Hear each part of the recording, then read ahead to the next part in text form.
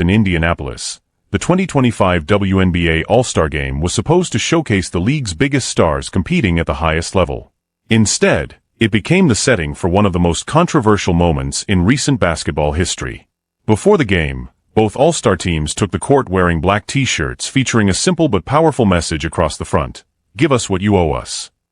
The crowd reacted immediately.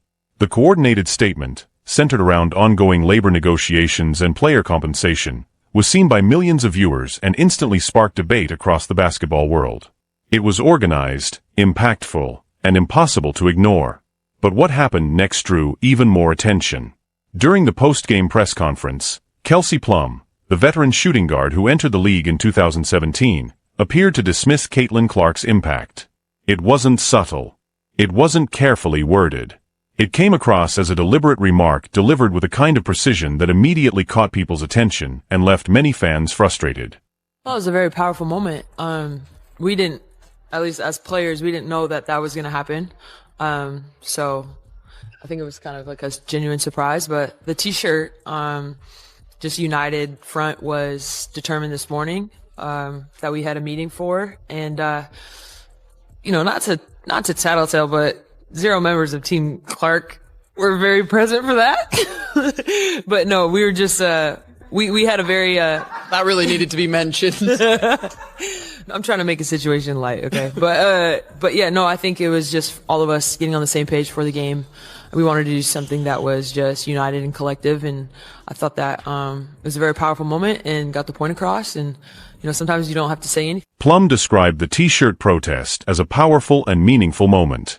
According to her, many of the players were unaware that it was going to happen until shortly before it took place. Then came the comment that immediately drew attention. She specifically pointed out that Caitlin Clark's All-Star squad, Team Clark, was not present at the meeting where plans for the t-shirt protest were discussed. The remark quickly sparked conversation, with many viewing it as a direct criticism of Team Clark and its absence from one of the most talked-about moments of the event. It was a terrible PR decision. Judging by the response on social media, it was a PR disaster. All right, an absurd move right before the All-Star. Think about that for a moment. The player widely credited with transforming women's basketball and helping turn it into must-watch television was being called out publicly instead of being celebrated. Many believed a veteran player should have been praising her contributions, not criticizing her at one of the league's biggest events. By Monday morning, Colin Cowherd was ready to respond. During his Fox Sports show, The Herd, he wasted no time addressing the controversy. "Stop talking," Cowherd said bluntly. With every sentence, his frustration became more obvious. Then he delivered the line that instantly grabbed attention: "Why would you go after the golden goose?" It was a direct defense of Caitlin Clark and a clear warning about criticizing the player many believe has helped bring unprecedented attention, viewership, and growth to women's basketball. Don't bother me, but why do you take a shot at the golden goose, Caitlin Clark? You guys were flying before she arrived on one of those airlines that made you pay for a cup of water. One of those airlines that is the planes are the color of a highlight. But that was only the beginning. What followed became one of the most memorable parts of Cowherd's response and is likely to be talked about for a long time. Using a sharp analogy, he argued that the league situation had dramatically improved and that some players seemed to be overlooking who helped drive that change.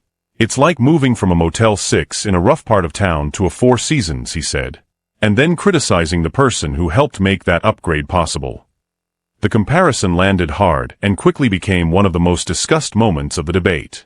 But Cowherd wasn't finished.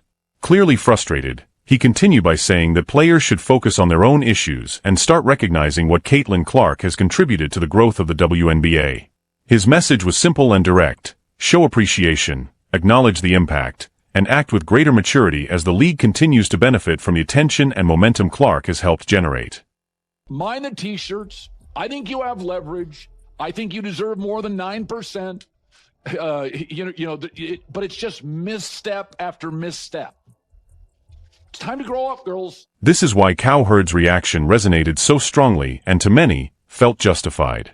He pointed to numbers that he argued were impossible to ignore, suggesting they should prompt WNBA veterans to rethink any criticism directed at Caitlin Clark. Before Clark entered the league, average WNBA viewership on strong nights hovered around 400,000 viewers. In contrast, Indiana Fever games this season have averaged well over 1.7 million viewers. Some matchups have even surpassed 3 million viewers. Over the past year, overall television ratings have reportedly increased by around 170%, signaling a major shift in attention toward the league. Attendance has told a similar story. The Fever have sold out 17 of their 20 home games this season, while many road arenas that previously struggled to fill seats are now seeing full or near-capacity crowds whenever Indiana comes to town. For nearly 3 decades, the league has faced financial challenges, often operating at a loss of roughly $10 to $12 million annually. Now, projections suggest it is moving closer to profitability, with many attributing that momentum to the surge in popularity surrounding Caitlin Clark. It was not only Cowherd's intensity that made his argument stand out, but the statistics he used to support it. While acknowledging Kelsey Plum as a talented and established player in her own right, he emphasized that few individuals have ever impacted women's basketball this quickly and on this scale.